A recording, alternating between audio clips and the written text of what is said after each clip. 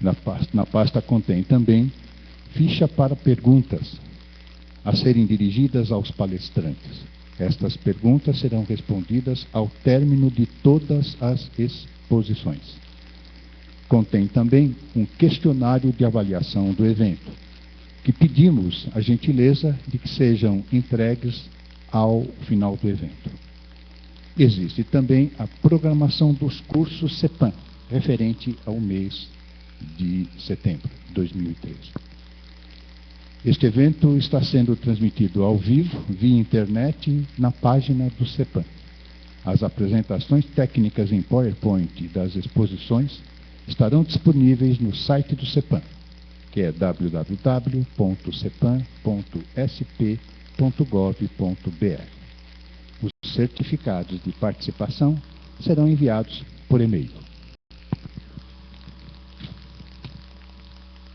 Para o momento do debate, as nossas colaboradoras estarão nas laterais do auditório recolhendo as fichas de perguntas, que serão respondidas pelo palestrante indicado após a última exposição. Aos que nos assistem, façam suas perguntas através do chat do CEPAM e na rede Sim.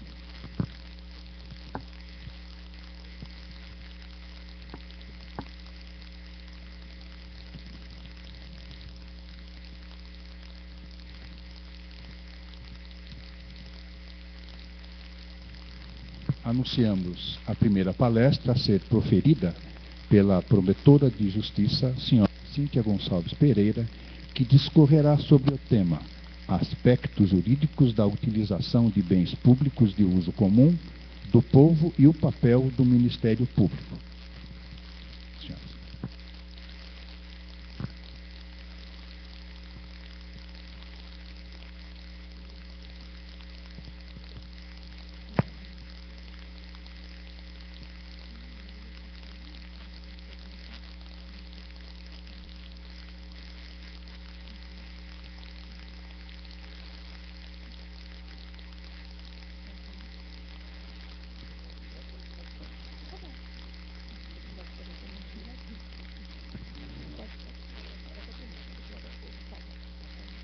Bom, mais uma vez, bom dia a todos. Bom, em primeiro lugar, eu queria falar mais ou menos como que surgiu esse tema, como que esse tema chegou no Ministério Público, e vou contar um pouco o que a gente faz, qual que é a minha função dentro do Ministério Público. Bom, eu sou promotora de justiça, já há algum tempinho, passei por várias cidades do interior e desde agosto do ano passado eu estou no Centro de Apoio Operacional Cível e de Tutela Coletiva na área de habitação e urbanismo. É um órgão do Ministério Público, né, que tem por função prestar apoio aos promotores de justiça em respectivas áreas. Então nós temos o Centro de Apoio Criminal, o Centro de Apoio do Consumidor, né, são áreas diferentes de atuação. E nós estamos na área de habitação e urbanismo. Dentre essas funções que nós exercemos está tentar pelo menos solucionar, prestar um apoio às dúvidas que surgem, que nos são trazidas pelos promotores de justiça na área de habitação e urbanismo. E para tentar solucionar essas dúvidas, tentar encontrar o melhor caminho a se seguir, a gente tenta fazer essa conexão com as diversas entidades, com universidades, para colher material e repassar aos promotores. Não é uma tarefa fácil e eu costumo dizer que a gente mais aprende, né, mais a gente aprende com isso do que propriamente a gente passa essa informação para os promotores de justiça. Como surgiu a questão? Essa questão da utilização dos bens de uso comum do povo. Vários promotores chegavam ao nosso centro de apoio, o relato de vários promotores de justiça solicitando apoio nesse sentido. E isso ocorreu principalmente, vocês todos se recordam daquela tragédia que teve na Boate Kiss, né, em Santa Maria, que por conta disso, gerou um aumento de fiscalização dos estabelecimentos fechados, né? Então, diversos clubes, diversos casas noturnas sofreram essa fiscalização, tanto por ação do governo estadual, como por alguns governos, prefeituras municipais que empreenderam essa tarefa de fiscalização. E por conta disso, muitos desses estabelecimentos, ou eles estavam com alvarás vencidos, ou eles não tinham alvarás, e por conta disso foram interditados até que se adequassem às normas de segurança. Pois bem, se vocês se recordam, esse incidente da Boate Kiss foi mais ou menos em janeiro, não me lembro a data correta. Em fevereiro, o que nós temos aqui no nosso Brasil, né? O Carnaval. Por conta disso, vários estabelecimentos, clubes de cidades se encontravam fechados. Ou seja, não haveria bailes de carnaval, não haveria qualquer evento nesses estabelecimentos, porque eles estavam se adequando às normas de postura. E muitos desses municípios, diante dessa situação, optaram pela realização de eventos na rua, em praças públicas, seja com blocos de carnaval, seja com shows ao ar livre, e, enfim, em contraposição a essa fiscalização anteriormente. Só que, para a realização desses eventos em lugares públicos, né, em ruas, em logradouros públicos, muitas vezes não havia uma prévia comunicação aos órgãos competentes da sua realização. E, no mais das vezes, tanto a Polícia Militar como o Corpo de Bombeiros eram comunicados da realização desses eventos e a inexistência de qualquer alvará, de qualquer fiscalização para a realização desses eventos em ruas e em praças públicas. E o que a gente viu que estava acontecendo com uma certa frequência? Geralmente esses eventos vêm ocorrer no final de semana, e na sexta-feira, lá pelas 4 horas, 5 horas da tarde, os promotores de justiça recebiam essa comunicação de que o evento X, o bloco de carnaval, o show da rádio ia acontecer no final de semana ou às vezes na própria sexta-feira, e não existia qualquer autorização, qualquer vistoria do Corpo de Bombeiro, qualquer solicitação de um efetivo da Polícia Militar, e a bomba caía no colo do promotor, que muitas vezes a pressão nesses casos ela é muito grande. A gente, a gente tem notícias de fatos, vários fatos que já culminaram em tragédias. Por exemplo, show que o palco despenca, a arquibancada cai, gente que é pisoteada, enfim, vários casos nesse sentido. Até eu queria agradecer a colega Rita Assunção de Porto Feliz, que a gente ficou nessa dúvida de como agir, de como atuar nesses casos, porque depois dessa comunicação, né, que chega aos promotores de justiça, até coloquei aqui blocos carnavalescos, festas juninas, enfim, ruas ou praças públicas, sem qualquer alvará ou vistoria prévia. A orientação que a gente passa aos promotores de justiça é a seguinte: uma das primeiras orientações. O que a legislação municipal prevê quanto à realização desses eventos? O que o executivo municipal prevê como condição para a realização desses eventos?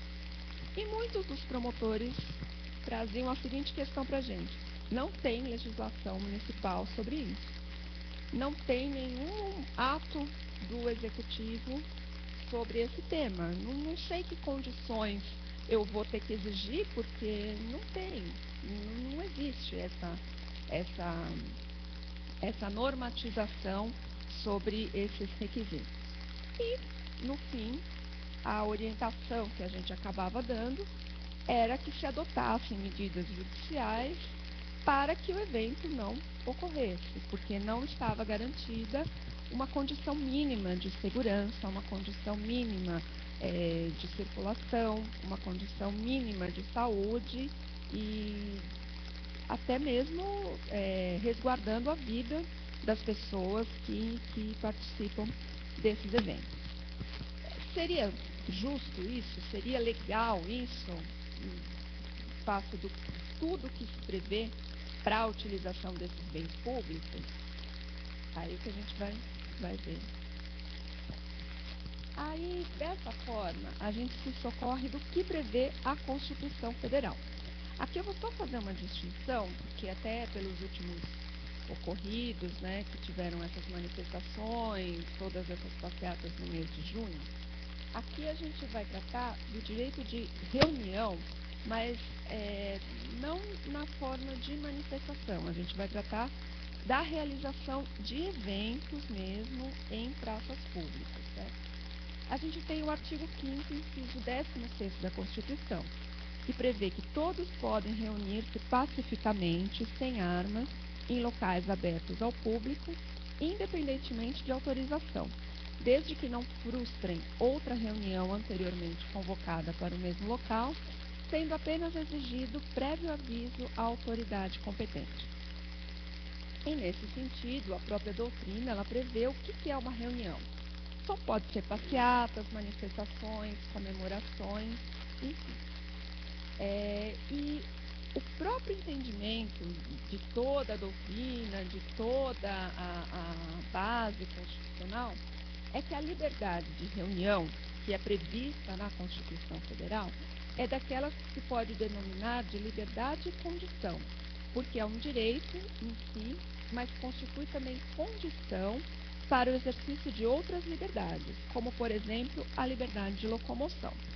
Ou seja, existe a liberdade de reunião, ela é prevista constitucionalmente, sim, mas, ao mesmo tempo, existem outras liberdades, outros direitos, também garantidos na Constituição, que devem ser respeitados por conta disso.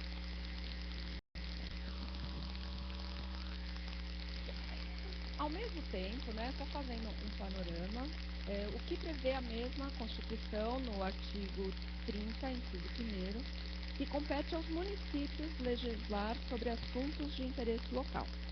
Ou seja, interesse local é a predominância do interesse do município sobre o do Estado ou da União, devendo a lei municipal prevalecer em todas as matérias que demonstrem interessar apenas ou preponderantemente ao município.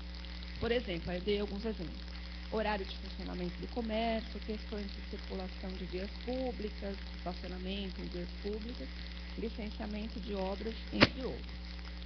Então, o que a gente tem é o seguinte: para a utilização desse espaço público, para que se fixem as condições de realização desses eventos, que estão completamente adstritos ao município, a própria Constituição Federal prevê que o próprio município é que tem que disciplinar essas condições para a realização desses eventos. E aí também no Código Civil, ele caracteriza o que são os bens públicos, né? Dentre as várias espécies de bens públicos, a gente ressaltou o previsto no inciso 1º, que são os de uso comum do povo, tais como rios, mares, estradas, ruas e praças, que é o tema do nosso evento aqui hoje. E aí tem a definição, né, de bens de uso comum do povo, são definidos como todo aquele que se reconhece à coletividade em geral, sem discriminação de usuários ou ordem especial para sua fruição. É o uso que o povo faz das ruas e logradouros públicos, dos rios navegáveis, do mar e das praias naturais. Esse uso comum não exige qualquer qualificação ou consentimento especial, nem admite frequência limitada ou remunerada, pois isto importaria atentado ao direito subjetivo público do indivíduo de fruir os bens de uso comum sem qualquer limitação individual.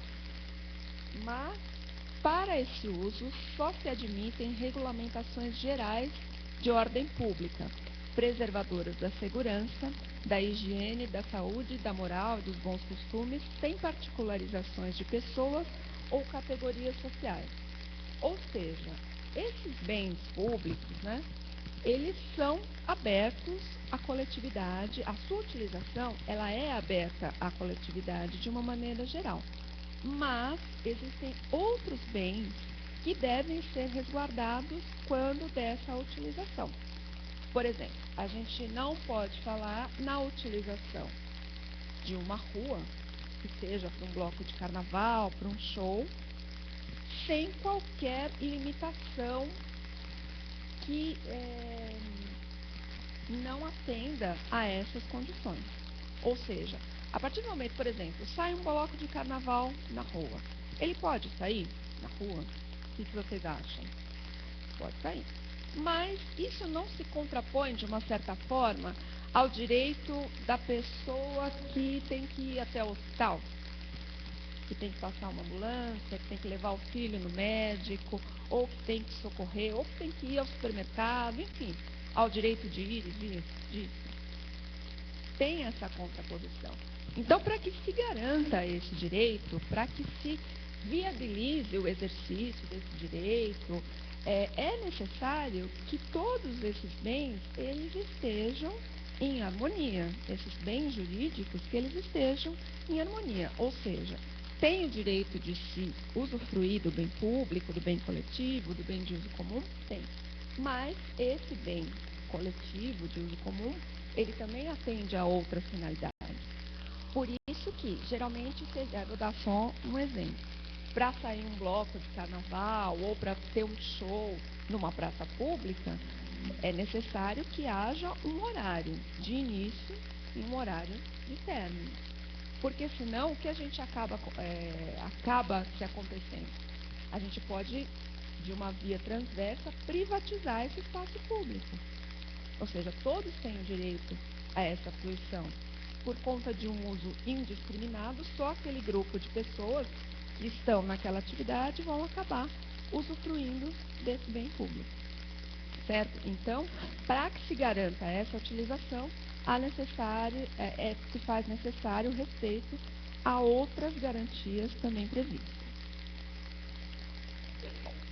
Aí, entrando nessa consideração sobre, né, o que é o bem de uso comum do povo, o que seria a sua utilização, a gente vê o que é o Ministério Público, né, o promotor de justiça. Qual que é o papel, por que todo mundo, então, por que a Polícia Militar, por que o Corpo de Bombeiro e muitas vezes o próprio Poder Público Municipal acaba comunicando ao Ministério Público sobre essa ocorrência. Também me socorro do artigo 129 da Constituição Federal, que prevê, entre as funções do Ministério Público, zelar pelo efetivo respeito dos poderes públicos e dos serviços de relevância pública aos direitos assegurados nesta Constituição, promovendo as medidas necessárias à sua garantia. Ou seja, um dos deveres, né, do Ministério Público, dentre outros, como propor a ação penal, oferecer denúncia, propor a ação civil pública, está um dos que eu acho que um dos principais, se não o principal, que é zelar pelo respeito aos direitos assegurados na Constituição Federal. Certo? E dentro desse dever do Ministério Público, existe uma lei que é chamada Lei de Ação Civil Pública, que é 7.347 de 85, que prevê, entre os bens tutelados pela Lei de Ação Civil Pública, por esse instrumento que é a ação civil pública, as ações regem-se pelas disposições dessa lei, sem prejuízo da ação popular, que é uma outra medida judicial, as ações de responsabilidade por danos morais e patrimoniais causados ao meio ambiente, ao consumidor, a bens e direitos de valor artístico, estético, histórico, turístico, paisagístico, a qualquer outro interesse difuso ou coletivo, por infração à ordem econômica e à ordem urbanística. E dessa forma, a utilização desses bens públicos, dessas vias públicas, dessas praças públicas, está tudo inserido na ordem urbanística, ou seja, na ordem das cidades, do meio urbano, como esse meio urbano é regulamentado.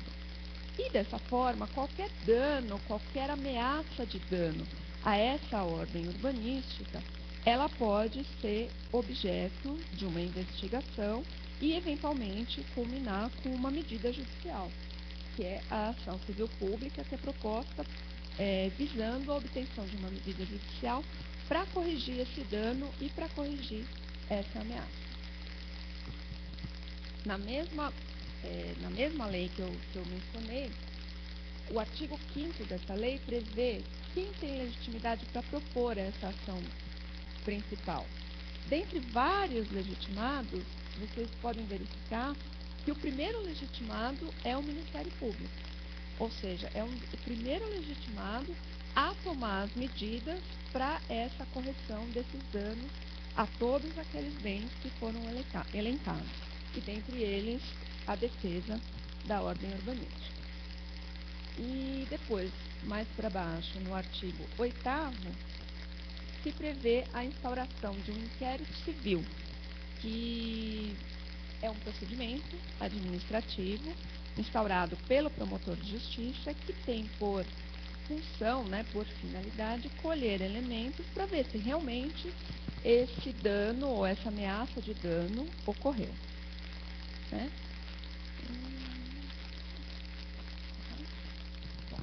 Então, cabe ao Ministério Público, dentre outras funções, defender a Constituição Federal e garantir os direitos nela previstos. Instaurar esse inquérito civil para apuração de fato lesivo à ordem urbanística, dentre outros. Propor a ação civil pública para cessar ou corrigir a prática do ato lesivo à ordem urbanística, dentre outros temas, todos aqueles temas que foram elencados.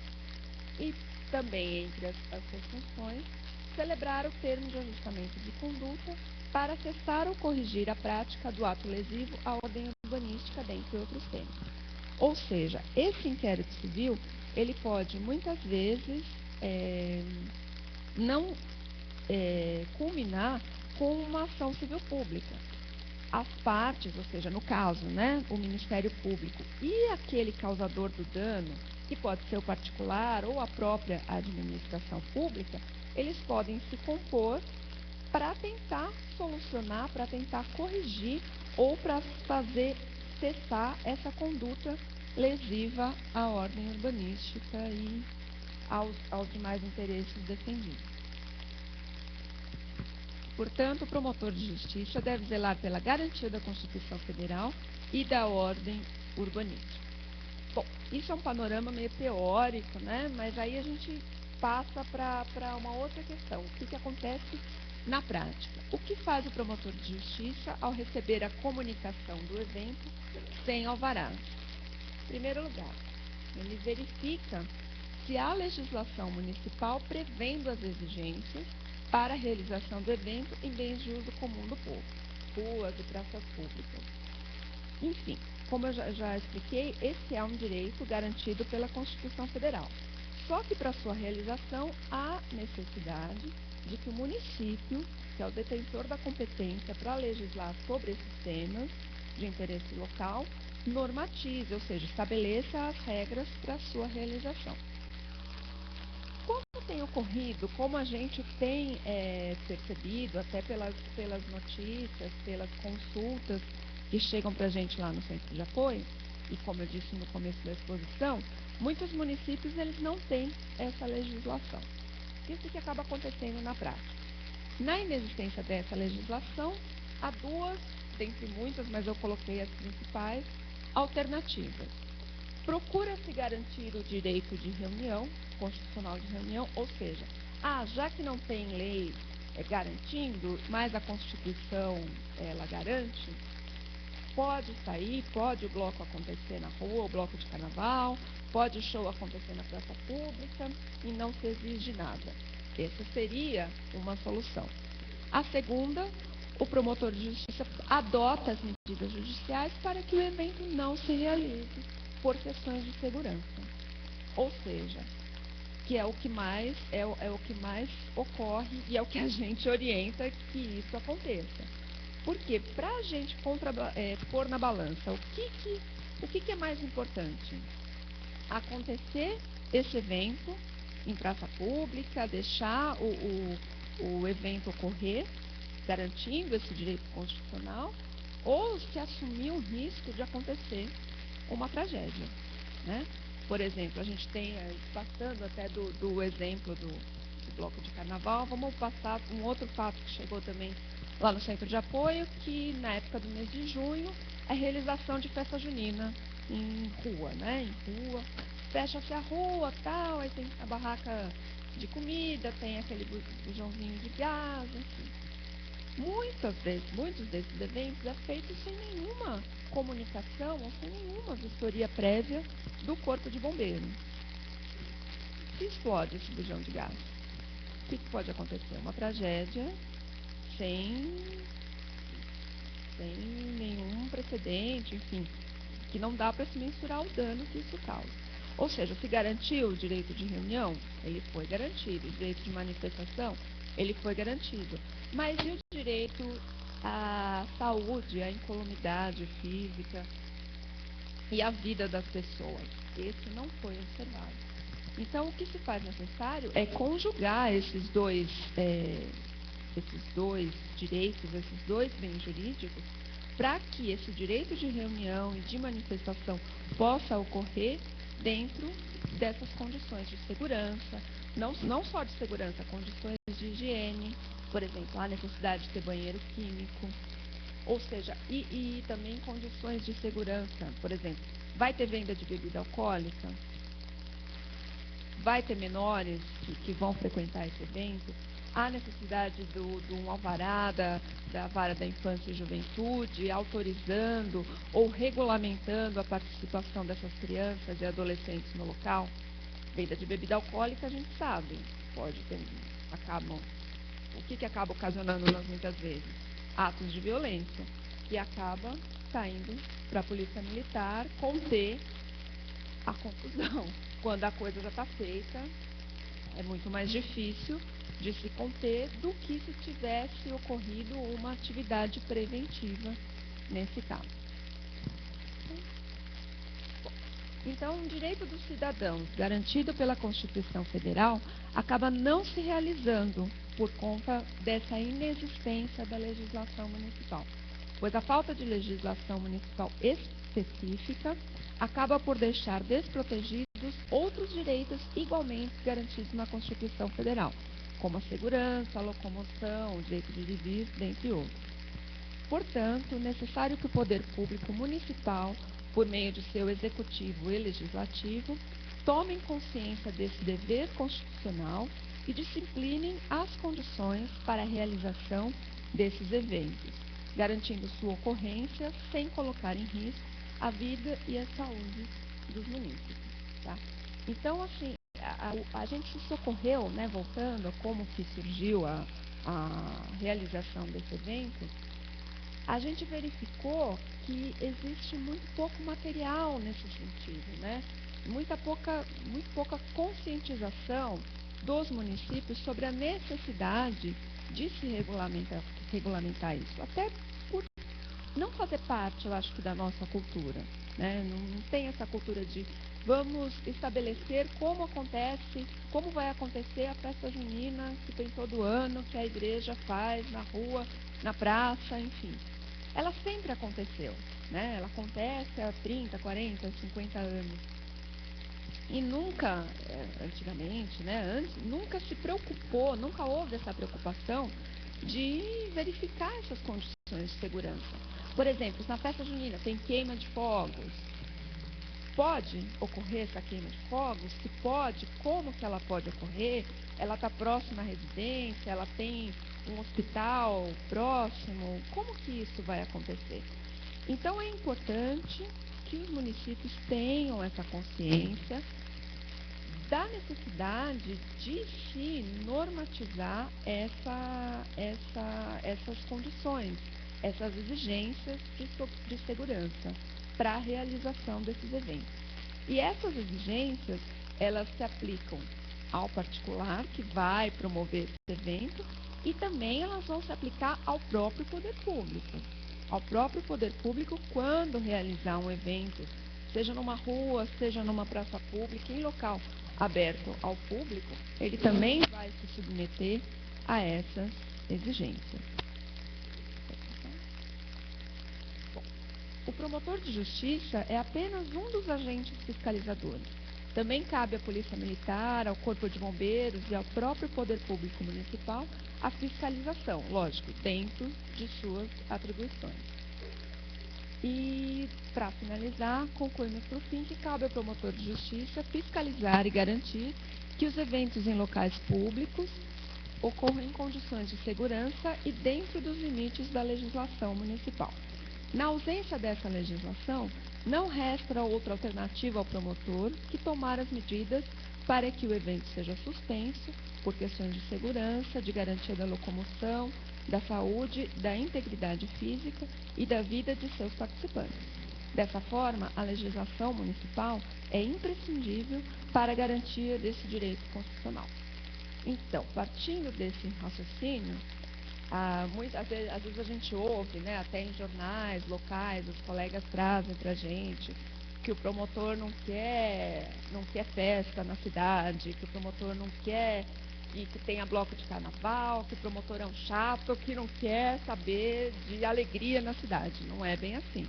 Essa alegria, essa confraternização, ela é garantida.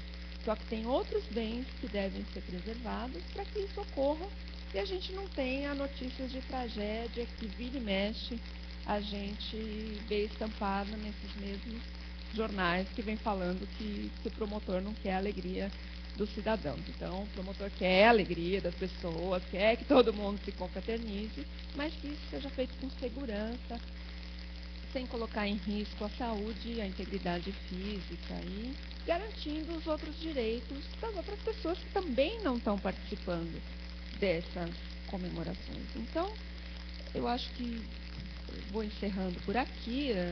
Para mim, caberia falar como o promotor atua nesses casos e fazer um apelo até, né, a todos os gestores municipais que estão aqui, que procurem sempre disciplinar esses eventos. Lógico, as cidades menores com menor estrutura, as cidades maiores com maior estrutura, a necessidade sempre vai derivar do tamanho da cidade, do número de eventos que ocorre, mas essa normatização ela é necessária e ela é imprescindível para que se garanta esse direito constitucional.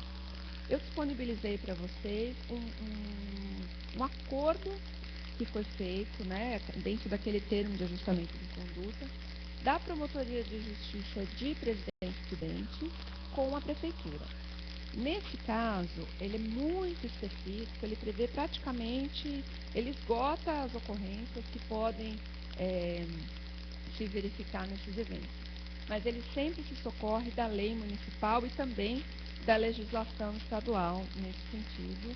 É ilustrativo, né? Não é o único meio de se fazer essa regulamentação, mas eu acho que ele pode servir como um norte para quem está para a garantia do exercício desse direito e para a necessidade dessa normatização.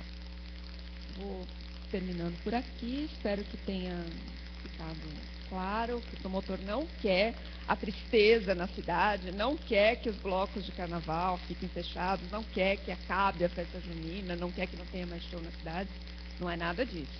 A gente não quer que ocorra uma tragédia como aquelas que a gente vem ver acontecer e quer que todos tenham direito da fruição desse bem público, porque não é privativo de ninguém, é de todos nós.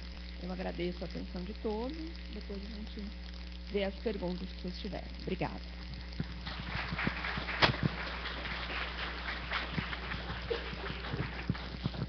Gostaria de lembrá-los que as apresentações técnicas em PowerPoint estão sendo disponibilizadas no site do CEPAM, que é www.cepan.sp.gov.br. Nós agradecemos à senhora Cíntia Gonçalves Pereira e, a seguir, sobre o tema Regulação Municipal quanto ao uso dos espaços públicos por particulares e pelo próprio poder público. Ouviremos a advogada e técnica do CEPAM, a senhora Mariana Moreira.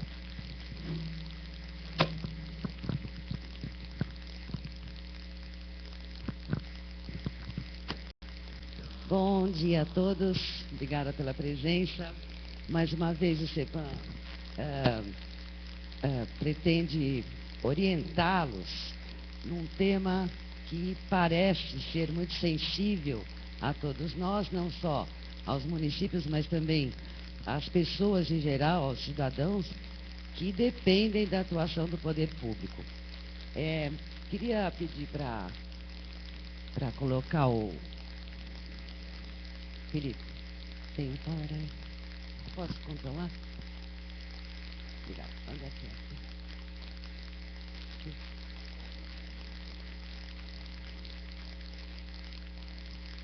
Vou prender, peraí.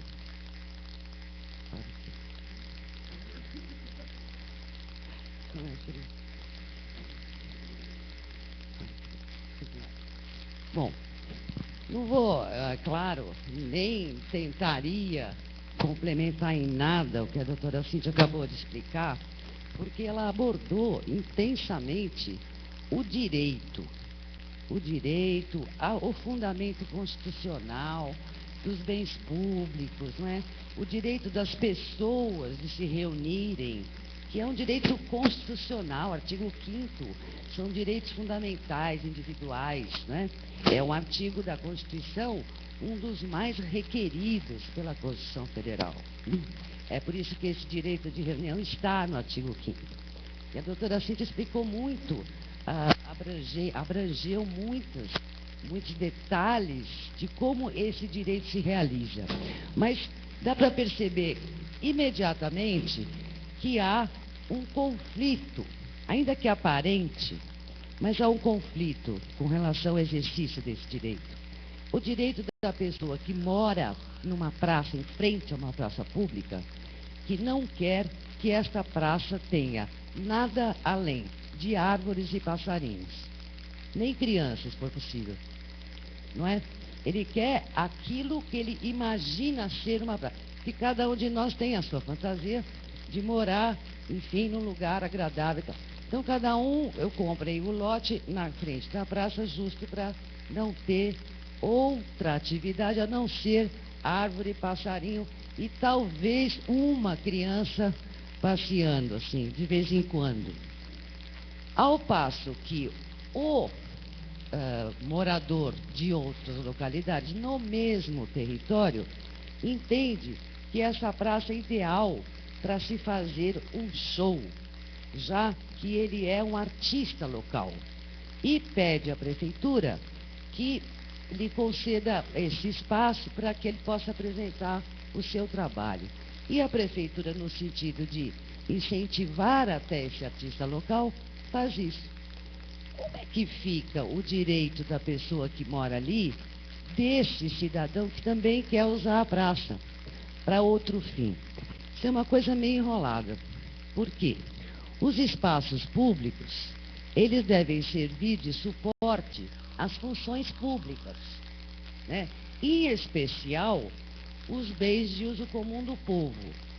Cada bem, naquela classificação que a doutora Cíntia colocou, tem uma afetação pública.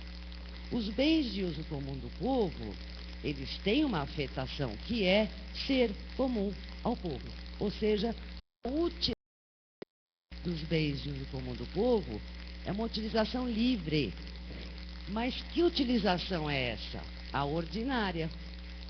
As praças, os logradouros, as vias, elas servem para a circulação. Este é o uso ordinário desses bens.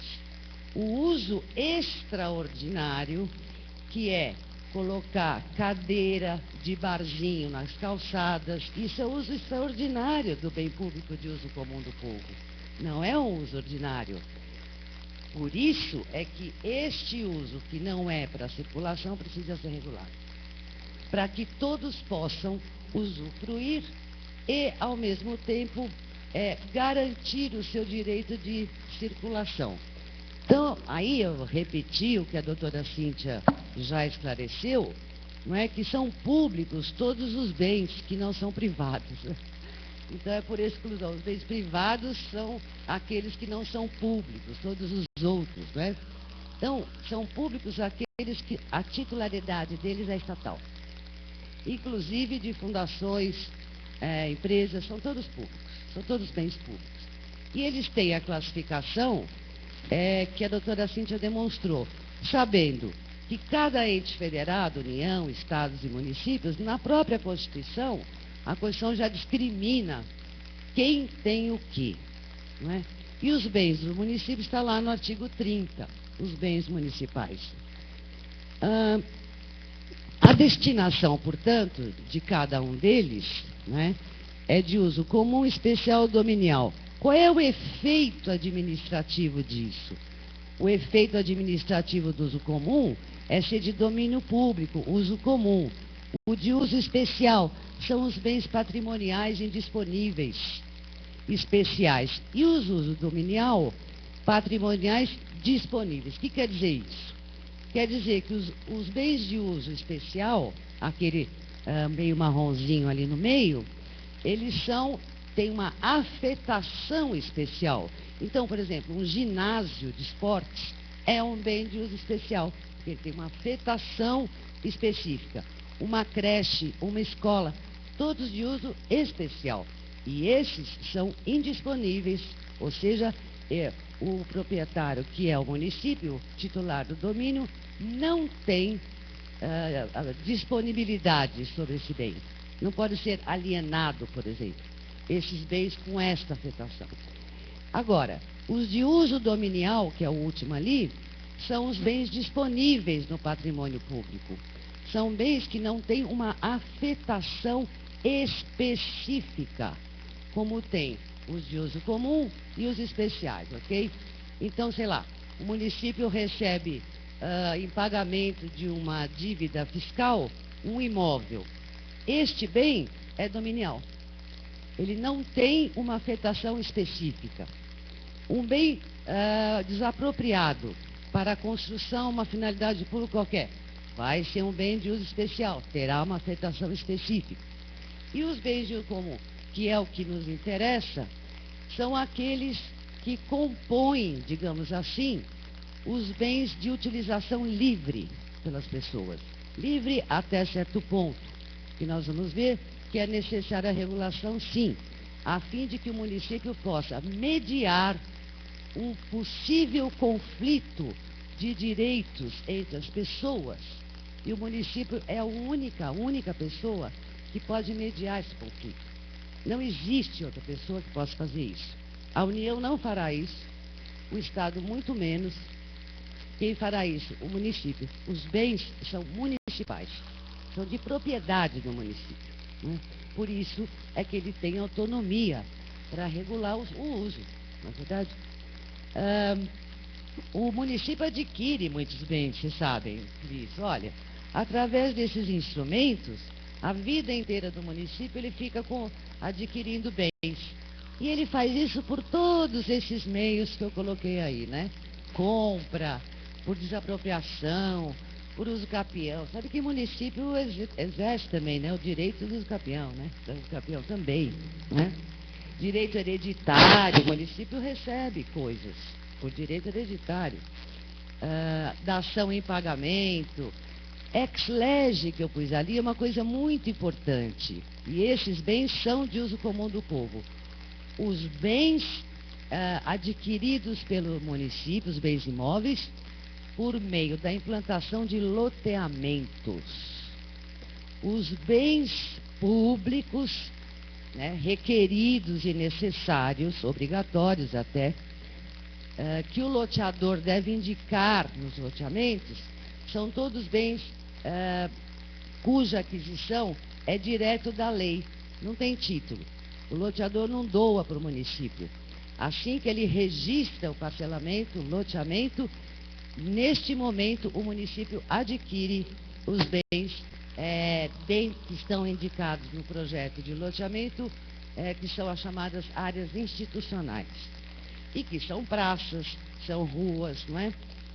E que o município muitas vezes sofre, né, com o volume dessas áreas. Porque quanto mais loteamento vai aprovando, mais área vai adquirindo. E a urbanização dessas áreas, como fica? Por isso é que aqui perto da capital, comum haver invasão dessas áreas. Porque elas não são urbanizadas, dado o volume de áreas que o município possui, decorrente da implantação de loteamento. Então, há que haver, é lógico, um planejamento urbanístico, gente, para ver o parcelamento, a aquisição dessas áreas, a administração dessas áreas, tá? Enfim, o município vai adquirindo áreas ao longo da sua existência. Os bens públicos, todos eles, em princípio, não podem ser vendidos, não podem ser dados em penhora, não podem ser adquiridos por uso capião. Bem público não é adquirido por uso capião. Ninguém pode exercer a posse de um bem público e depois querer ter o seu domínio. É impossível porque a Constituição proíbe, não é, que os bens públicos se sujeitem ao uso capião. Então, são imprescritíveis, falando. E também não são oneráveis, né? Eles não podem ser gravados, por exemplo, hipoteca, calção, não existe isso. Então, olha a qualidade, olha como é que é o negócio, as qualidades dos bens públicos, né?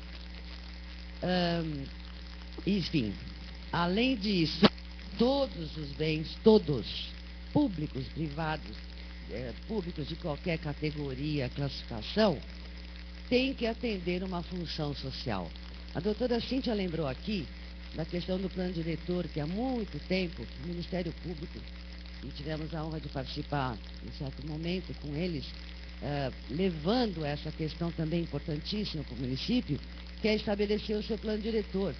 Dizer, para cada território do município, para cada zona, qual é a função que os imóveis localizados nessas zonas e nesse território têm que atender. Por quê?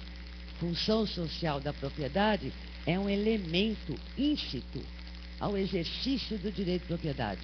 Nenhuma propriedade será garantida se ela não exercer a sua função social. E aonde eu encontro este conteúdo? No plano diretor. Então, se eu tenho um imóvel localizado numa determinada zona do município, que o plano indica que é uma zona de preservação, esta é a função desses imóveis.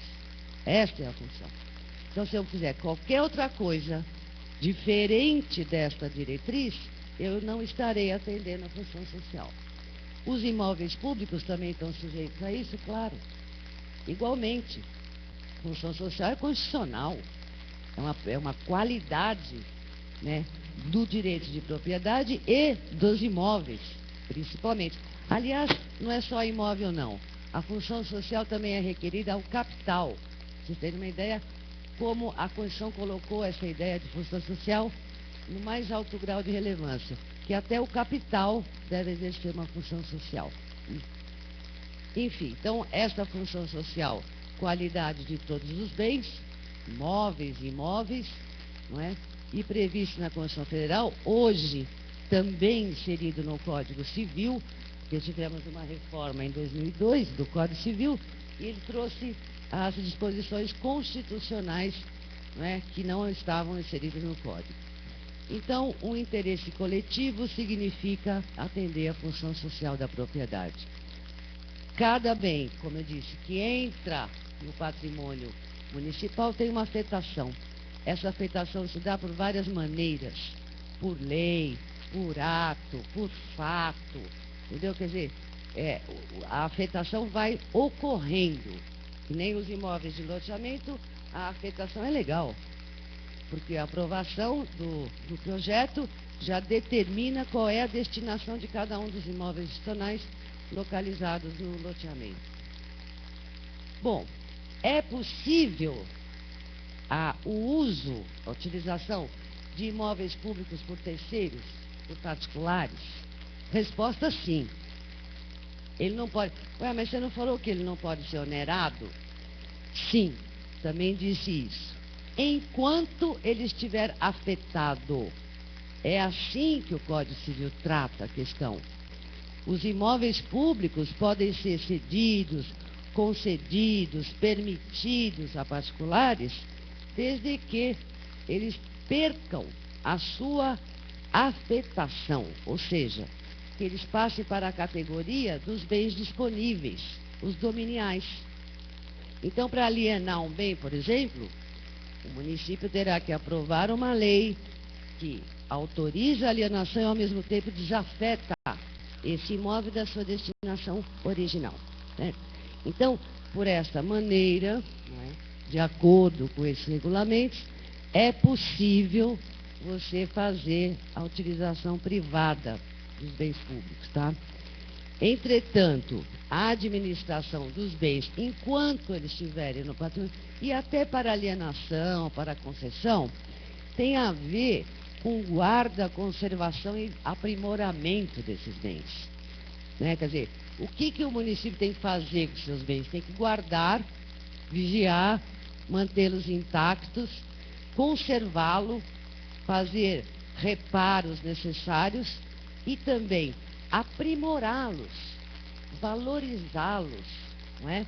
Deixá-los em condições mais, digamos, adequadas de uso. É isso que tem que fazer com os seus imóveis. Então, deixar as áreas de loteamento sem urbanização, alguma coisa está falhando nessa administração.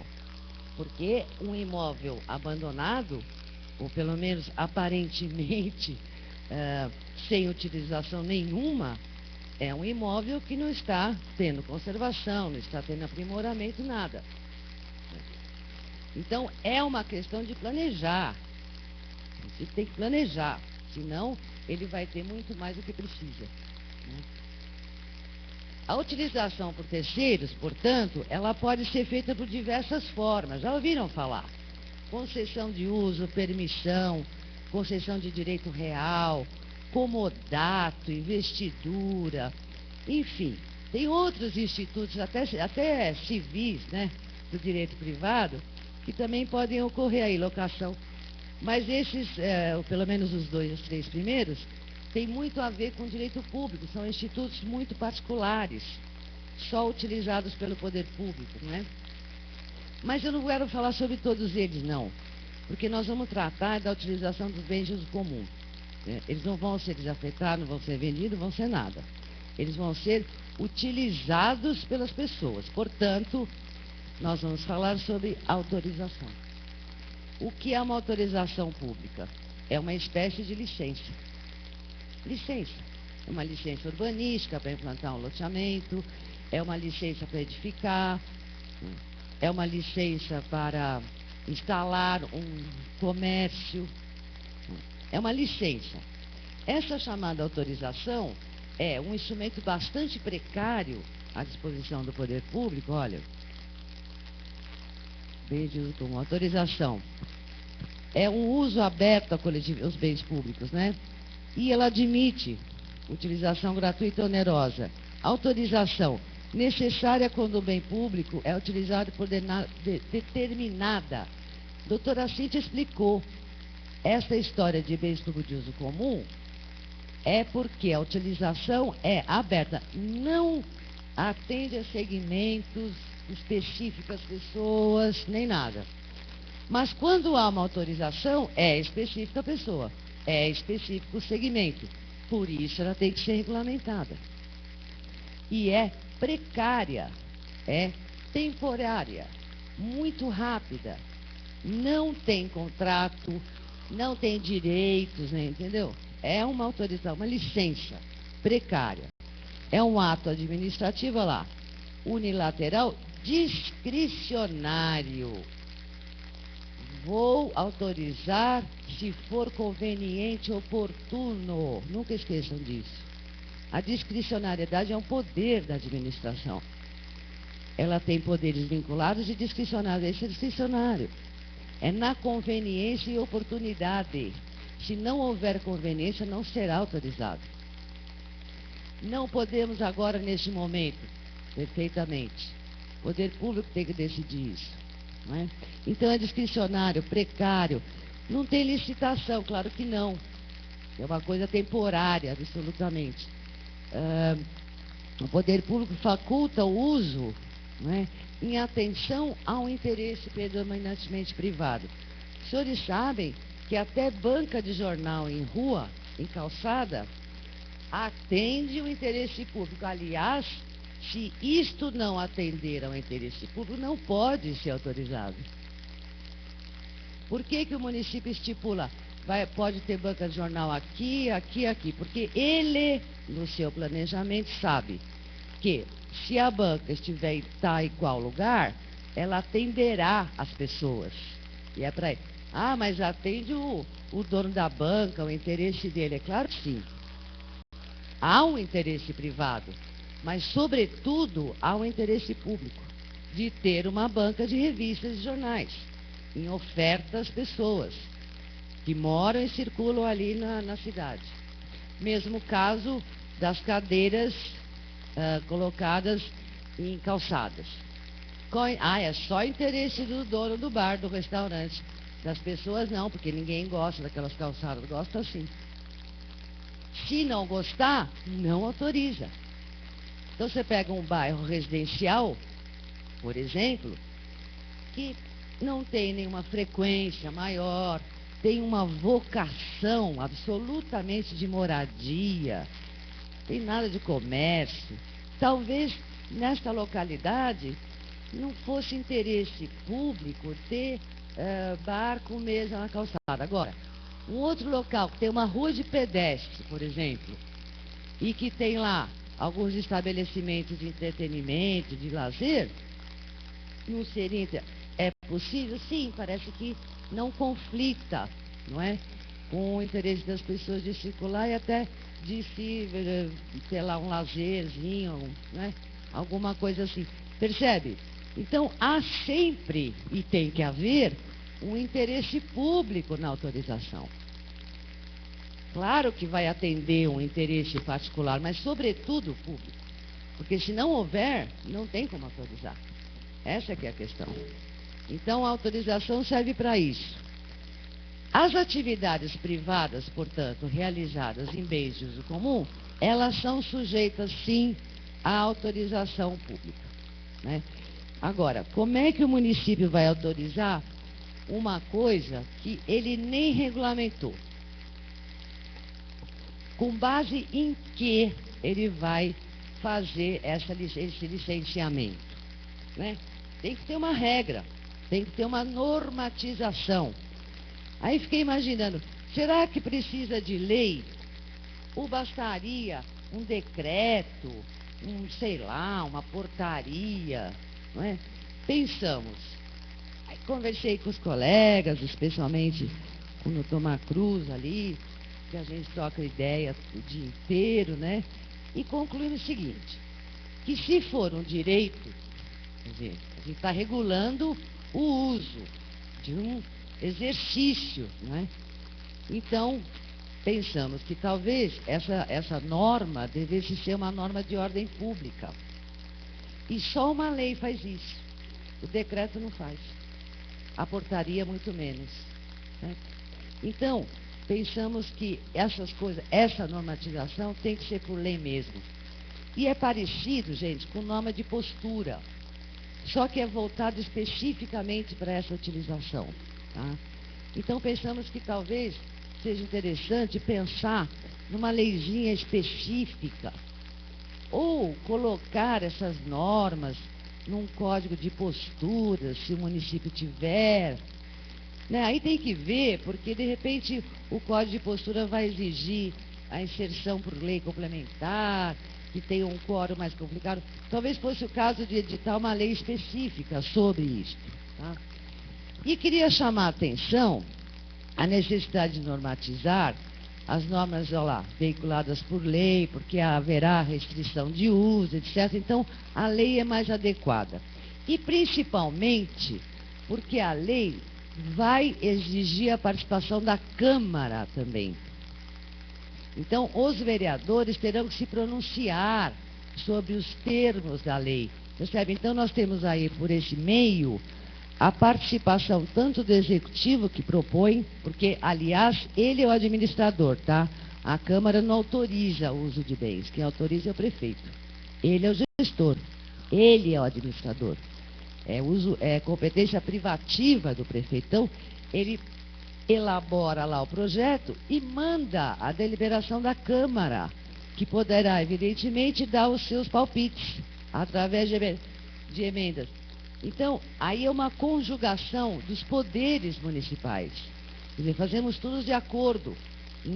Querendo, façam uma audiência pública. Não é proibido, né, doutora Cíntia? Não é só em plano diretor. Pode fazer uma audiência pública. Pergunte o que as pessoas acham sobre isso.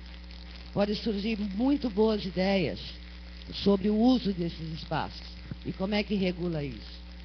Então, pensando nisso, pensei o seguinte: o uso excepcional de bens de uso comum do povo, que não é para circulação. O uso excepcional é aquele que não usa para circular. O uso ordinário de bens públicos de uso comum do povo, no meio urbano, evidentemente, as vias, as praças, servem para circulação, mobilidade. Isso é o uso ordinário. Qualquer outro é excepcional. Embora a Constituição garanta o direito de reunião. Qualquer pessoa, grupo, pode se reunir, desde que emita um aviso à autoridade pública, inclusive com 24 horas, não sei o quê, de antecedência. Então, essa passeata, manifestação popular, que é uma coisa absolutamente momentânea, digamos, de horas apenas, tá? Ela não pode ter o mesmo tratamento que tem um show de dupla sertaneja, concorda? Na praça. Então vamos separar as coisas, me parece. Então imaginei um regulamento que tratasse das duas coisas, porque esse aqui, ó, usos que independem de licenciamento, passeata e manifestação, eu estou tirando lá da Constituição. Então esse aí eu não posso colocar muita restrição, apenas tenho que saber, né, como manda a Constituição, apenas tenho que ser comunicado, etc. Aí, essa ideia do batalhão de eventos da Polícia Militar de Minas é um exemplo que eu coloquei, que pode ser do estado de São Paulo, de qualquer outro lugar, não é? Coloquei para que a pessoa tenha também esta certeza de que a manifestação popular também precisa ser comunicada e tal, como diz a Constituição.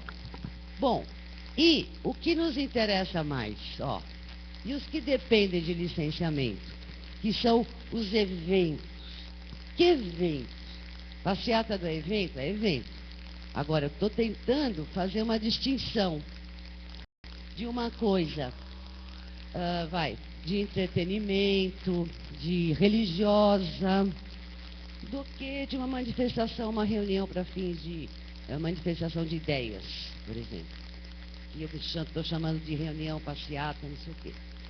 Então, aqui são eventos privados com uma duração maior, onde há apresentação de show, palestra, por exemplo, de igreja, né? Quer dizer, que tem uma duração maior e, principalmente, gente, aí é só um exemplo, hein, que eu trouxe, mas, veja, talvez fosse o caso de estabelecer um número esperado de pessoas para diferenciar, não sei, depois os policiais do Corpo de Bombeiro e Polícia Militar poderão dizer se essa questão de número de pessoas estimado é importante para a preparação. O fato é o seguinte: o município tem que ser o coordenador dessa história. Ele é o mediador dos direitos que aparentemente possam colidir. ele tem que mediar isso. E só com uma regulamentação e a sua presença e a sua atuação é que isso poderá ocorrer. Tá? Então, o que eu imagino, que na regulamentação, ó, poderá ser realizado evento privado em logradouro público desde que atenda interesse, devidamente demonstrado no processo de licenciamento específico. Então, a pessoa, a hora que lê isso aí, já sabe, putz, licenciamento específico, já vou ter que pedir para a prefeitura, não posso chegar lá e montando, não pode. Claro que não. Aliás, eu não sei, ninguém faz isso, né? Ninguém chega montando. Chega? Não chega, gente. Pessoal ousado, né? Vamos falar. Chega já montando coisa, não pergunta nada, é isso? Bom, então agora vão perguntar. Porque se tentarem colocar um andaime, a polícia militar, que pode ser acionada, ou a própria guarda municipal, vai lá e desmonta. Não deixa montar. Quer dizer, tem que fiscalizar também. Tem que ficar em cima. Não é não vir. Nossa, montaram um palco. Nem sabia. Não dá. Enfim, a hora que a pessoa lê isso, já sabe que vai ter que licenciar. Né? Vai mudar de município, vou fazer em outro. Né? Mais fácil. Né? Considera-se evento, eu pus aí uma definição. Qualquer realização sem caráter de permanência, né? Não é um negócio que veio para ficar, é um negócio, momentâneo. De atividade recreativa, social, cultural, religiosa ou esportiva. Ó, pode ter esportivo também, né? O espetáculo pirotécnico, viu, Cíntia? Lembrei, você falou. O espetáculo pirotécnico é considerado evento e depende de licenciamento também. Você sabe que tem uma associação de pirotecnia paulista? Eles sabem tudo de fogos de artifício. Vieram aqui até uma vez para a gente também trabalhar com eles, porque muitas pessoas não sabem manusear. Não é? É verdade. E acontece problemas. Assim, com a junina, como a doutora Cintia estava explicando, enfim. Então, tudo isso aí, ó, precisa também de licenciamento. O espetáculo pirotécnico respeitará as regras de segurança, proteção de meio ambiente. O Corpo de Bombeiros sabe perfeitamente disso. O evento em logradouro público será constante, ó, estou definindo, aquele realizado periodicamente no mesmo local, com intervalo de menos de... Isso aí inventei, tá? Todas essas disposições, eu que imaginei, pode não ser assim. Eu estou fazendo um regulamento e vocês vão ter que olhar, como é um exemplo, para ver se isso é adequado. Então, por exemplo, eu pensei em diferenciar um evento constante de um evento itinerante. Constante é um evento que ocorre, olha lá, de pelo menos uma semana entre uma e outra reunião. Não é? O itinerante, realizado periodicamente, com uma semana, pode ser de ano também. Por exemplo, a passeata gay, como é que chama? Parada gay aqui em São Paulo, é um evento anual. Acontece anualmente, em geral na mesma época, né? Eu acho até. Então, estaria dentro desse evento constante, me parece, podia ter um outro conceito, para separar um pouco, tá? Então a cidade já se prepara, sabendo que a cada evento haverá um licenciamento, a cada um. Né? O regulamento define o número de eventos permitidos em cada local. Pode haver locais que o município não permite a realização de nenhum evento. Certo? O município tem competência para isso. Ah, mas eu queria fazer o evento lá na cachoeira, não sei das quantas, que é legal. Vou botar lá todo mundo tomando banho também e tal. Vai não. Lá não pode. Por quê? Porque lá é uma área de proteção, lá não é adequado outro uso que não seja o contemplativo, né? Porque são áreas vocacionadas. Então, haverá locais que é proibido. Ah, mas é uso comum, eu tenho direito. Tem não. Tem direito de se reunir pacificamente, aquele lá do artigo 5º. Para fazer um mega evento, uma rave, num lugar que tem uma cachoeira, uma cascata, não é adequado, por exemplo. É possível. Então, o município tem que regular isso. Não é? O interessado, olha lá, vai passo a passo, ele requer a licença. E, principalmente, aqui eu tentei, nesse artiguinho, mostrar o seguinte. Me parece, não sei se o pessoal da Polícia Militar, Corpo de Bombeiros, a gente já conversou sobre isso. Seria talvez necessário exigir do promotor, dos promotores, um projeto do evento. Tudo o que ele está pensando em fazer. Um projeto. É que nem loteamento. Faz o projeto aí. Ó, não pode ser, então, a prefeitura tem umas diretrizes que já estão lá. Não pode ser em tal lugar, tal lugar, tal lugar. Outros lugares pode. Tem horário para acabar e terminar, né? Em geral, né? Tem lá umas diretrizes. Então, dentro disso, você me apresenta um projeto. Este projeto é examinado pela prefeitura, que também encaminhará para o Corpo de Bombeiros e Polícia Militar, que também deverão analisar e, se for o caso, fazer exigência. Porque a prefeitura pode não ter todos os detalhes, os itens necessários, que para os bombeiros são essenciais. Então, eles dizem. E o que faz a prefeitura? Dá um comunique para o promotor. Fala assim, ó, você trouxe aqui o seu projeto, porém, o bombeiro quer, Corpo de Bombeiros quer não sei o quê, a Polícia Militar também e nós também. Então, quando você puder atender tudo isso, você me traz reformulado e a gente examina novamente. É assim que funciona. Então, imaginei nesse projeto qual a área, número de público, local de estacionamento, solução viária. E aí, isso pode aumentar ad infinito, né? Porque são diretrizes do cara fazer o projeto e apresentar para a prefeitura. Quer dizer, não é nada escondido, hein? É tudo absolutamente transparente, está na lei, tá? O requerimento é submetido à avaliação dos órgãos responsáveis e também de outros órgãos públicos, não é? E, quando for aceito o projeto, lavra um termo de responsabilidade referente a danos causados ao patrimônio, devendo, para tanto, apresentar a apólice de seguro. É possível exigir, sim, um seguro com relação a danos ao patrimônio causado pelo evento. O promotor faz o seguro, apresenta a apólice. Inclusive, ouvi dizer que está em trâmite no Congresso Nacional uma lei que exige também uma apólice de seguro devida para as pessoas que frequentam esses eventos. A apólice essa que o promotor tem, o promotor do evento, não é o promotor de justiça, não, porque eles não podem fazer isso. Eles não vão deixar fazer a festa se não tiver apólice. Pronto.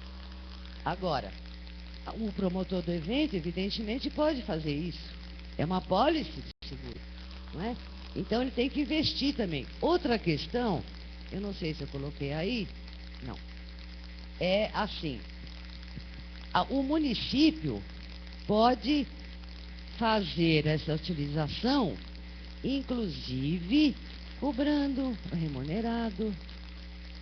A Polícia Militar, que eu saiba, também recebe, não é? Bombeiros também, né? Todos recebem. O promotor, ele tem o uso do espaço, em contrapartida, o custo disso é dele. Especialmente, né? Às vezes até há cobrança de ingresso, né? Nos shows abertos e tudo mais. Então, mais uma razão para ele fazer esses aportes ao poder público, certo? Porque, inclusive, assim, por exemplo, solução de resíduos sólidos após a festa. Como é que funciona? Quem recolhe? É o poder público ou é o promotor? Isso tem que ficar conversado, não é? Quer dizer, se for o promotor, mesmo a prefeitura, o ideal era que X hora acabou a festa, e X hora acabou mesmo, toca o sino da igreja e acaba a festa. E no dia seguinte não tem uma latinha no chão para contar a história. Esse é o ideal. Agora, quem fará isso? Este é o ideal, porque o cidadão que não participou, não gosta, não vai, ele tem direito a ter a cidade, a casa, a rua dele limpa como estava. É assim que se faz com feira livre, verdade? Todo mundo quer feira, mas não quer na porta da casa. Por quê? Porque fica sujo. Então a prefeitura trata de limpar imediatamente, não é? Depois que termina a feira, a rua, para que isso não incomode as pessoas. Então elas têm direito. Agora, experimenta dizer que não vai ter feira. Ninguém quer suspender a feira livre, porque é uma questão tradicional, todo mundo gosta de ter e vai, adora ir, pronto. Não é? O promotor também vai na feira, não é, Cíntia? Então também, também não quer deixar de ter. Agora, precisa ser uma coisa organizada. A feira é um grande exemplo, a feira livre, da utilização dos bens públicos das ruas para interesse de todos nós. Então, gente, eu vou deixar aqui, esses slides, tem esse pequeno, modelo, por assim dizer. Pode ter muito mais coisa, pode ter menos coisa. Claro, cada município vai fazer isso no seu interesse. E eu recomendo que seja por lei, porque acho que você tem que impor esta norma. Não dá para ser por decreto, não é? Tem que ser uma norma de ordem pública, que é imposta a todos, independente, tá?